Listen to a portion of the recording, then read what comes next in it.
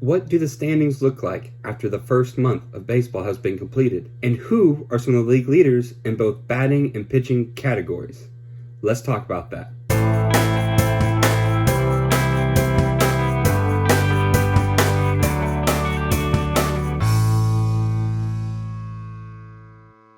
What is going on, guys? This is Wade here with Tungsten Cat Sports, and today we are back with another awesome video. Today we'll be going over the AL and NL standings, as well as both the AL and NL leaders in both batting and some pitching categories. Also, I do want to let you know, these are all accurate as of May 1st, 2024, so today, as of this recording. And then with pitching, we do look at only the starting pitchers. All right, we'll be kicking things off in the National League. Looking at the standings, we'll be beginning with the West Division, as we got the LA Dodgers at 19-13 sitting in first place. Of course, this is pretty much where the Dodgers will be all season. I would be very surprised if they don't win the division, of course, signing Shohei Ohtani, signing the new Japanese pitcher Yoshinobu Yamamoto, of course, Freddie Freeman, Mookie Betts, still leading the way offensively. The Dodgers, they are a great team. I expect each month as we go through there, the Dodgers should just keep climbing up the board. However, this is where the West kind of gets interesting. Looking at San Francisco, San Diego, and Arizona fighting for the 2 through 4 spot. San Francisco, though, is leading right now at 14-16. San Diego at 15-18. And then Arizona, who we just saw in the World Series last year, is sitting at 14-17. Who's going to come out in second place? Any guess is as good as mine. This division, of course, the second place finisher should be much more exciting coming down the home stretch. Which one do you think has the better offense? Which one do you think pitchers will be able to last a little bit longer? I personally think Arizona. I think they will be able to sneak back up into second place. But we'll see how things progress throughout the year. And then, of course, sitting in last is Colorado at 7-22. Pretty much where most people had them penciled in. They are a bad baseball team. If they're lucky, they'll get to 55, 60 wins. It's certainly not looking good to begin the year. And, fun fact, Colorado, they have trailed in every single game this year, which has broke its high with the 1910 St. Louis Browns. I don't know about y'all, but I was not around in 1910, and for you to be breaking a record like that, not very good. Moving on to the Central Division, which is probably the most competitive division, maybe the most exciting division as far as which team will finish 1 through 5, as you could see any number of these teams finishing 1 through 5. But we do have Milwaukee sitting at 18-11. Chicago Cubs right behind their tails sitting at 18-12. So a battle for first right now is between Milwaukee and Chicago. Cincinnati, St. Louis, and Pittsburgh round us out. Cincinnati sitting at 16-14. St. Louis at 14-16, and then Pittsburgh at 14-17. Pittsburgh, again, they started off the year with the first few months pretty hot, but they have cooled off tremendously. Maybe they need to call up Paul Skeens. I know my fantasy baseball team would really enjoy Paul Skeens coming up to the Pittsburgh Pirates team. Moving on to the East, we see Atlanta sitting at 19-9 and Philadelphia at 20-11. These two teams should be very fun again. Also, fighting to see who will claim that East Division crown. I'm gonna pick Atlanta. Their offense is amazing. They always seem to have a great pitching staff, but Philadelphia, you better watch out their pitching. Their pitching has been very, very good to start the year. They have a couple league leaders, as we'll get later into the video. You can see New York Mets at 15-14 and Washington at 14-15. This is pretty much where most people had them penciled in. Washington, they do have a really good farm system, so you could see some of those later call-ups start to push maybe their win total up the board. as we get towards August and September. So maybe they can make a run for third place. But I don't think we will see Washington in the playoffs this year. But again, you never know. We'll see. And then Miami in last in their division, sitting at 7-24. It has not been a pretty year for Miami to start the season after they did make the playoffs last year. So this is a pretty disappointing for Miami to start the season. Now, after looking at the National League standings, we will go over some of the league leaders. So we're kicking it off with batting average. So as you see, Mookie Betts, he is leading the batting average for the National League at a .368 average.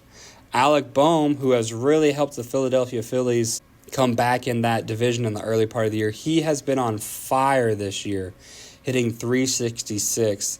And Bryce Harper, he did miss a few games. Trey Turner has gotten off to a slow start. Nick Castellanos has, again, been a slow starter. But Alec Boehm has been leading the charge for the Philadelphia Phillies.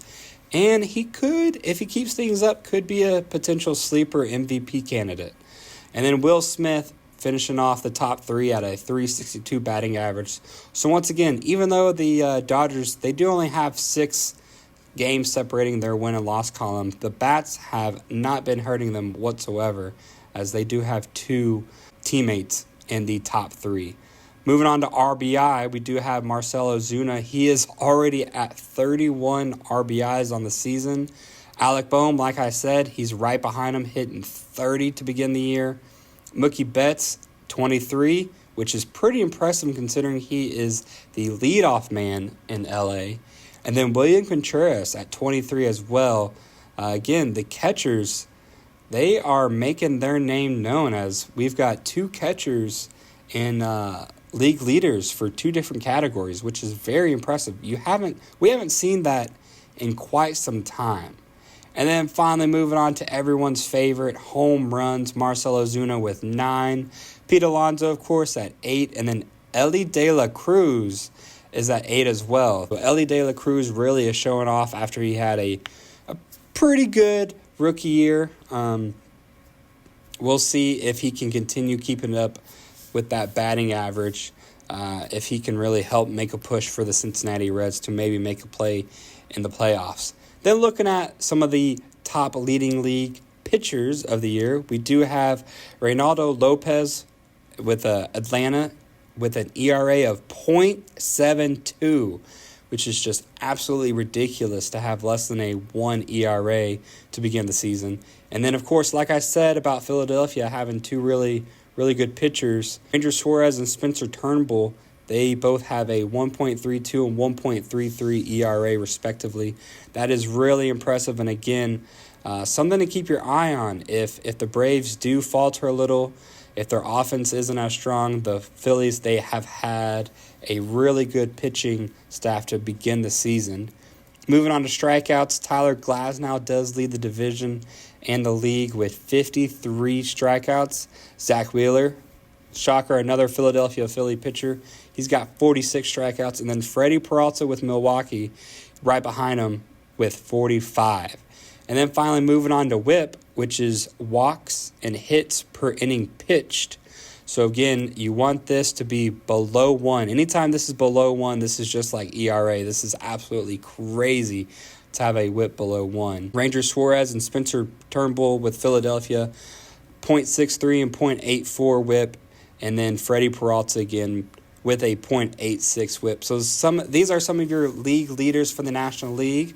Let me know if you see anything changing as we get into the month of May, moving into hotter months. You will see the ball start to fly a little bit more, get out of the park a little bit more. So we could see some of these pitching numbers be pretty volatile as we are moving on to the warmer months. That will do it here on the National League. Now we will be moving on to the American League. Looking at the American League standings, we'll be starting over in the West. We do have Seattle. They are sitting at 17-13. They started off slow. Julio Rodriguez started off slow. They have really reeled off a number of wins coming behind their pitching staff. Texas is sitting at 16-14. Again, They are trying to come off and go back to the playoffs to potentially win another World Series, their second. And then maybe a shocker to many people, Oakland sitting in third, already at 14 wins on the young season. Again, this was a team that I believe, looking at the beginning of the year, their over-under for wins was 53, 52. I could be wrong, but I know for sure it was below 60 wins. So they are looking really good at potentially getting over that 55-win, 60-win possibility. The LA Angels, they are sitting at 11-19. And then Houston, unfortunately, is at 10-19, although we are on a 3-game win streak, so you better watch out. Again, Houston, it has not been pretty to start the season. Unfortunately, so for starters, they have blown 6 saves on the year, and then they were 0-7 in one-run games. They did get a walk-off win against the Cleveland Guardians. They are now 1-7 in one-run games. But again, Houston, they have had a very disastrous season to begin the year. Something of note, they did option Jose Abreu to Palm Springs, so rookie-level ball, to try to work out whatever kinks he's got going wrong with him. They did call up Joey Loperfido to replace kind of Jose Abreu's bat in the lineup, and he did get his first hit and knocked in 2 RBI to begin the season. So, I mean, anything to get the Astros going is a success, in my opinion. Moving on to the Central Division, the Cleveland Guardians are sitting at 19-10. The Kansas City Royals at 18-13. Detroit at 17-13. Minnesota at 16-13. So the Central Division has been very tough to kick things off in the new year. Kansas City and Detroit, these were teams that had down years last year, who were kind of sleeper teams heading into the season, but they have gotten off to great starts. Kansas City has had a ridiculous, crazy pitching staff to begin the year. They are looking really, really strong as they absolutely destroyed the Astros in a 3 or 4 game series earlier in the year. And then Minnesota at 16-13. Fun fact, they have won 9 in a row now. Minnesota has. So can't write them off. And then Chicago White Sox, 6-24. They are a bad team. They will finish in last place in the American League and in their division. Will they get to 50 wins? I don't know. Maybe. But the White Sox, they are a bad team. And then moving on to the East, which is probably everyone's favorite division. We've got Baltimore at 19-10, the Yankees at 19-12, Boston at 17-13, Toronto at 15-16, and surprisingly, Tampa Bay at 14-17. So Tampa Bay, they have kind of been, do you want to say class of the division? Yeah, we'll say for the past few years they've been the class of the division. I believe they finished first the past few years, although Baltimore, I think, did get the crown. They did win the division last year. But the Yankees, they've started off hot. They, of course, begin the year sweeping the Astros to go 4-0. Boston, they've started off the year really strong. Their pitching has been really good to begin the year. Toronto, again, has been very disappointing. What is going on with Toronto? Springer, Vladimir Guerrero Jr., Bo Bichette. Are they going to have to trade one of those guys? Are we going to see Toronto blow it up? If Toronto doesn't make the playoffs this year, what's going to happen? Let me know in the comments what you think is going to happen. Should Toronto start looking at moving one of those guys, trying to get some prospects back? Because this is not what Toronto had in their mind when they signed George Springer a few years ago and they signed Guerrero and drafted Bo Bichette. They were not supposed to be at 15-16. So very interesting to start the year for Toronto.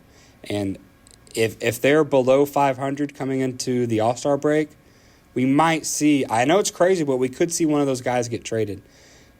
You never know. All right, and then moving on to the American League leaders. Batting average, Salvador Perez for Kansas City hitting .355. This guy, he just hit 40 home runs a couple years ago. Now he's hitting 355. I'm shocked. Salvador Perez, yeah, he's a very good catcher. I thought the offensive game had finally fallen from him. But no, he has begun the year as hot as can be. Steven Kwan, he's hitting 350. This guy is a great contact hitter. So I expect him to be fighting up here all season. And then our very own Jose Altuve hitting 345. He's been just absolutely on fire again to start the year. So he is doing everything he can to try to keep the Astros afloat in their division. Moving on to RBI, Salvador Perez leading the league at 26. Adolis Garcia for Texas, he's at 25. And then new hotness, Juan Soto for the Yankees is at 25. Let me know where you think Juan Soto goes next year. Again, of course, this is his first year in New York, as he will be a free agent to kick off the 2025 season. But let me know in the comments where you think he goes. Does he stay in New York? Does he go to another team in the American League? Maybe does he go back to the National League? Let me know. And then our home run leaders, we have Gunnar Henderson at 10, Mike Trout at 10, and then Tyler O'Neill at 9. And unfortunately, this will probably be the last time you see Mike Trout on this list or any list for this year, as he is having knee surgery on his patellar tendon. They say it's not season ending, but knee surgery is never a good thing. Anthony Rendon, he's on the IL. So the Angels, they have just not been able to catch a break. Mike Trout, I think he's had one or two playoff appearances. What's going to happen to Mike Trout? Is he going to retire? Is he still going to stick it off with the Angels? I don't know. What would you do if you were Mike Trout? Because he, unfortunately, as fun and as great as he is, he can't stay healthy. And I know that sucks. It sucks for me. Sucks for baseball fans. Because Mike Trout, he really looked like he was going to be... He's still a Hall of Famer, right? I don't know. Let me know in your comments. Is Mike Trout still a Hall of Famer? Regardless of... If he never plays another inning of baseball, is Mike Trout still a Hall of Famer? I think so.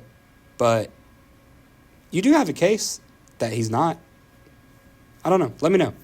And then moving on to our pitchers, ERA, Cutter Crawford, he's sitting at 1.35. Jose Barrios with Toronto, he's sitting at 1.44. And then again, another Boston pitcher. I told you, Boston, their pitching has looked really good to start the year. Tanner Houck, he is at 1.60. Moving on to strikeouts.